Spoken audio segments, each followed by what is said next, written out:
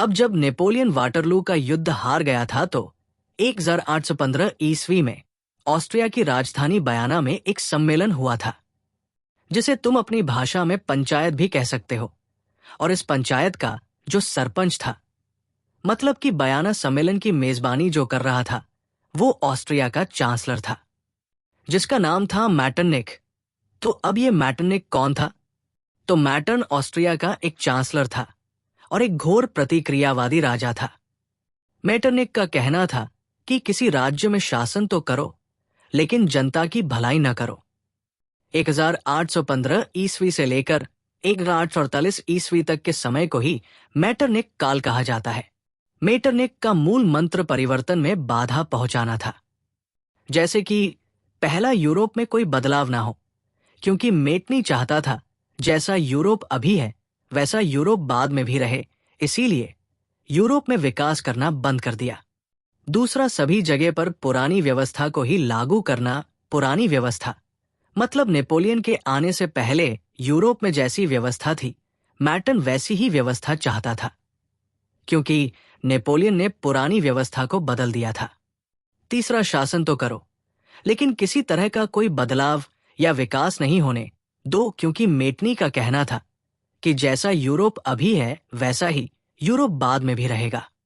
चौथा, प्रेस पर पाबंदी लगा दी, क्योंकि मैटरनिख चाहता था कि यूरोप के बारे में कोई कुछ छापे नहीं।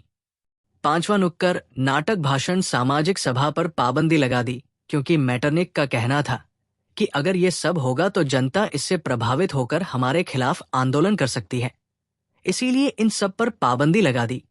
और छठा, मैटरनिख स्कूल और कॉलेज में जासूस लगा दिया गया, क्योंकि मैटरनिख का कहना था कि बच्चे स्कूल में जाकर पढ़ाई कर रहे हैं या उनके खिलाफ किसी चीज की प्लानिंग कर रहे हैं। अब देखो, जो वियना सम्मेलन हुआ था उसमें ब्रिटेन, रूस, प्रसा और ऑस्ट्रिया शामिल थी। वियना सम्मेलन का मुख्य उद्देश्य ये था कि नेपोलियन ने यूरोप में जितने भी कानून व्यवस्था लाया था उन सबको हटाकर पुरानी व्यवस्था लागू करना था। तो देखो, नेपोलियन ने विकास आंदोलन चलाया था, जिससे यूरोप में बहुत विकास हुआ था। लेकिन वियना सम्मेलन ने विकास आंदोलन को खत्म कर दिया और कहा गया यूरोप में जैसी स्थिति है वैसी ही रहनी चाहिए, इसमें कोई परिवर्तन नहीं होगा। तो वियना सम्मेलन में क्या क्या फैसले लिए उसे देख लेते हैं। पहला, नेपोलियन ने जितने भी राज्य और जितने भी जमीन को जीत लिया था उसे वापस करने को कहा गया। दूसरा, इटली को छोटे छोटे राज्यों में खंडित कर दिया गया। तीसरा, फ्रांस को 2 हिस्सों में बांट दिया गया और फ्रांस के ऊपर भारी जुर्माना लगा दिया गया। और चौथा, बुर्बो राजवंश की पुनर्स्थापना हुई और लुई 18वां को गद्दी पर बैठा दिया गया। अब ये लुई 18वां कौन है? तो लुई 18वां लुई सवा के ही खानदान का ही था। वियना सम्मेलन के बाद सन वर्ष 1815 ईस्वी को लुई 18वां को फ्रांस का राजा बना दिया गया और ठीक 9 साल बाद सन 1824 ईस्वी को लुई 18वां की मृत्यु हो जाती है। अब देखो यार, एक बार फिर से फ्रांस में कोई राजा नहीं था। पूरे फ्रांस की जनता यही सोच रही थी कि लुई 18वां तो मर गया है, अब देश को कौन चलाएगा। तभी उसी समय बुर्बो वंश का ही एक आदमी राजा बना, जो लुई 8वां का भाई था, जिसका नाम था चार्ल्स दशम। जब चार्ल्स दशम राजा बना तो उसने भी कुछ नियम कानून बनाए, जैसे कि पहला, चर्च शक्ति को बढ़ा दिया, मतलब कि जो पादरी था उसको कुछ ज्यादा ही अधिकार दे दिया गया। दूसरा, मताधिकार सीमित कर दिया गया, मतलब कि जो आम जनता था वो वोट नहीं दे सकता है। अगर कोई वोट देगा तो वो है सामान लोग, सामंती लोग, जैसे कि ज्यादा पैसे वाले और जमींदार। और तीसरा, पोलिग्नेक को प्रधानमंत्री बनाया। अब ये पोलिग्नेक कौन है? तो पोलिग्नेक भी एक प्रतिक्रियावादी इंसान था। तुम कह सकते हो कि ये भी मैटरनिख की तरह ही था, क्योंकि इनसे भी जनता की खुशी देखी नहीं जाती थी। ये भी जनता के लिए कुछ काम नहीं करते थे। अब देखो यार, पोलिग्नेक के प्रधानमंत्री बनने से पहले फ्रांस में लगभग सब कुछ ठीक ठाक चल रहा था। पर देखो यार, कोई भी कितना भी अच्छा इंसान क्यों ना हो, उनसे एक ना एक गलती हो ही जाती है। चार्ल्स दशम की सबसे बड़ी गलती यही थी कि उसने पोलिग्नेक को प्रधानमंत्री बनाया, क्योंकि जनता अपनी वोटिंग से किसी और को प्रधानमंत्री बनाना चाहता था। लेकिन फ्रांस में अभी भी पोलिग्नेक के प्रधानमंत्री बनने के बाद लगभग सब कुछ ठीक ठाक चल रहा था। लेकिन बात उस समय बिगड़ गई जब लिग्नेक ने 25 जुलाई 1830 को 4 नियम बनाया। उन चारों नियमों में से सबसे बड़ा नियम यह था कि वोटिंग सिर्फ 30% पर लोग ही कर सकते हैं, 70% पर लोग वोटिंग नहीं करेंगे, और वोटिंग सिर्फ पैसे वाले लोग ही कर सकते हैं।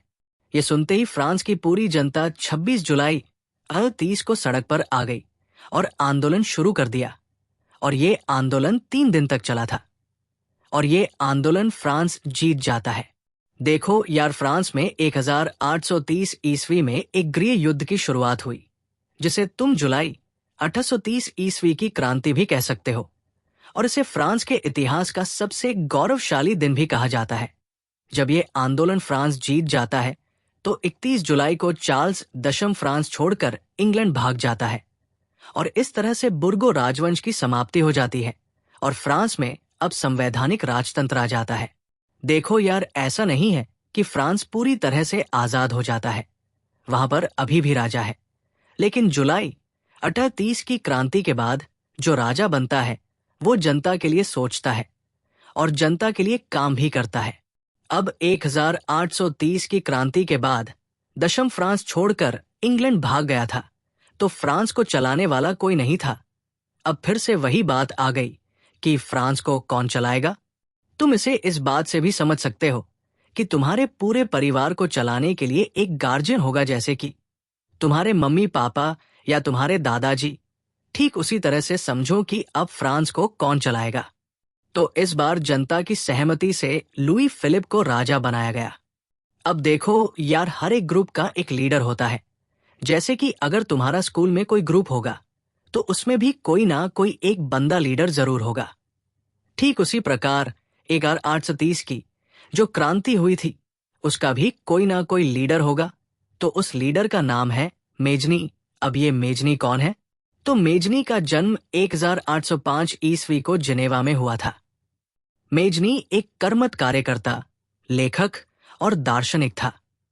मेजनी ने 1830 ईस्वी में नागरिक आंदोलन चलाया था, जिसका समर्थन पूरी जनता ने किया था। मेजनी को इटली के एकीकरण का मसीहा भी कहा जाता है, क्योंकि मेजनी ने 1831 ईस्वी में यंग इटली की स्थापना की और 1834 ईस्वी में यंग यूरोप की स्थापना की। तो इसके आगे का हम अगले वीडियो में पढ़ेंगे। अगले वीडियो में इस चैप्टर को पूरी तरीके से खत्म कर दिया जाएगा। आई होप आपको ये वीडियो अच्छा लगा होगा। अगर आपको यह वीडियो अच्छा लगा हो तो आप इस वीडियो को लाइक कर दीजिए, चैनल को सब्सक्राइब कर दीजिए क्लास 10 की ऐसी ही वीडियो देखने के लिए।